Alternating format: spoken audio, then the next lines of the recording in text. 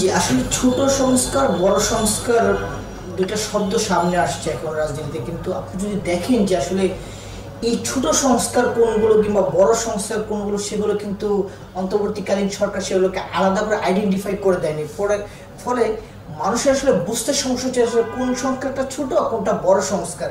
কিন্তু আমরা যারা রাজনীতি করি বা রাজনৈতিক দল হিসেবে রয়েছি, আমাদের একটা কথা হচ্ছে আমাদের দলের অবস্থান একেবারে পরিষ্কার। আমরা চাই যেটা বেসিক নিড, অর্থাৎ যে সংস্থাগুলো একেবারেই জরুরি সেই সংস্থাগুলো করা, এবং সেই সংস্থাগুলো করে পরবর্তীতে নির্বাচনের দিকে হাঁটা। আর যেহেতু নির্বাচনের একটা সংশয় ইতিমধ্যে তৈরি হয়েছে, কারণ অন্তর্বর্তীকালীন সরকারের সবাই না কিন্তু কতিপয় উপদেষ্টা নানান ধরনের অ্যাক্টিভিটিসের কারণে মানুষের মনে এক ধরনের সংশয় সন্দেহ। বাংলাদেশের অন্যতম একটি বড় রাজনৈতিক দল ইতিমধ্যে তারা 111 একটা ইঙ্গিত দিয়েছে। সেক্ষেত্রে এই যে বর্তমান রাজনীতির একটা পরিস্থিতি থেকে কিন্তু এই ধরনের একটা ইঙ্গিত আসছে।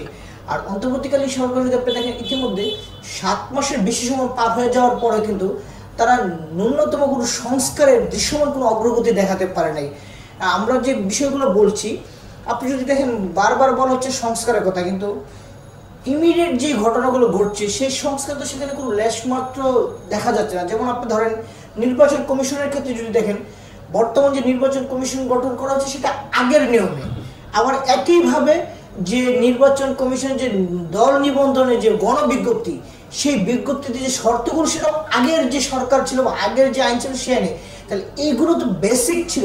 এখানে সংস্কার না করে আপনি ভবিষ্যতে কি করতে চাচ্ছেন, ভবিষ্যৎ তো অনেক দূরে, কিন্তু বর্তমানে যেটা প্রয়োজন সেই প্রয়োজনের ভিত্তিতে সেই সংস্থাগুলো সেগুলো তো দৃশ্যমান হচ্ছে না। ফলে একদিকে এই সরকার সংস্কারের কথা বলছে, আরেকদিকে নির্বাচনের বিষয়টা এক ধরনের অনিশ্চয়তা হচ্ছে। ফলে রাজনৈতিক দলগুলোর মধ্যে এক ধরনের সংশয় বা সন্দেহ তৈরি হচ্ছে।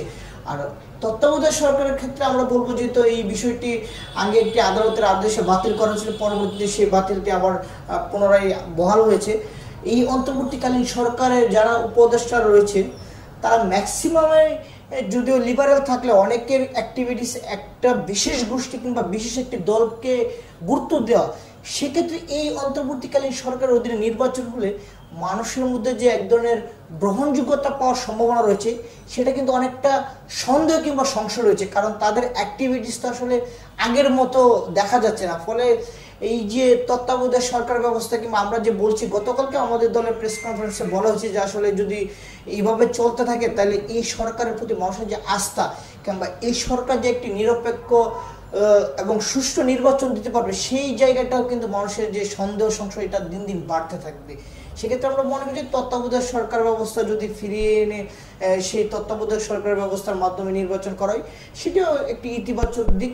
তবে আমরা চাই বেসিক যে সংস্কারগুলো সেই সংস্কারগুলো করে নির্বাচনের পথে হাঁটাও। কারণ আপনি দেখেন জুলাই গণঅভ্যুত্থানের মাধ্যমে আমরা নতুন একটি বাংলাদেশ পেয়েছি, কিন্তু এই বাংলাদেশের এই অর্থ এই নয় যে শুধু কেবল ভোটের অধিকারের জন্য। আমরা চাই বেসিক যে সংস্কার, বিদ্যমান রাজনীতিতে যে ধরনের ব্যবস্থা রয়েছে সেগুলো সংস্কার করার মাধ্যমে যেন বাংলাদেশ যেন পুরনো ধারা থেকে একটি নতুন ধারায় আসতে পারে, সেই জন্য অবশ্যই সংস্কারকে এগিয়ে নিতে, পাশাপাশি নির্বাচনকে বেঁধে রেখে কেবল যদি সংস্কারের দিকে মনোযোগ দেয় তাহলে বিশেষ করে রাজনৈতিক দলগুলোর মধ্যে যে সংশয় সন্দেহ যে এই সরকারকে নির্বাচন বিলম্বিত করতে চাচ্ছে কিংবা নির্বাচন দিতে চাচ্ছে কিনা, এই সন্দেহগুলো কিন্তু আরো পাকা পড়তে হবে। না, বিষয়টি পারছে না যে বিষয়টি এরকম না। আমার মনে হয় তাদের ভিতরে যে ধরনের আন্তরিকতার যথেষ্ট ঘাটতি রয়েছে। আপনি যদি দেখেন এই সংস্কার যদি আপনি ট্যাক্সই করতে চান তাহলে এই অন্তর্বর্তীকালীন সরকার যেমন জনগণের ম্যান্ডেটে মানে বসেছে, যদিও এটি মানে একটি বিশেষ প্রেক্ষাপটের কারণে জনগণ কিংবা রাজনৈতিক দলগুলো তাদেরকে বসিয়েছে,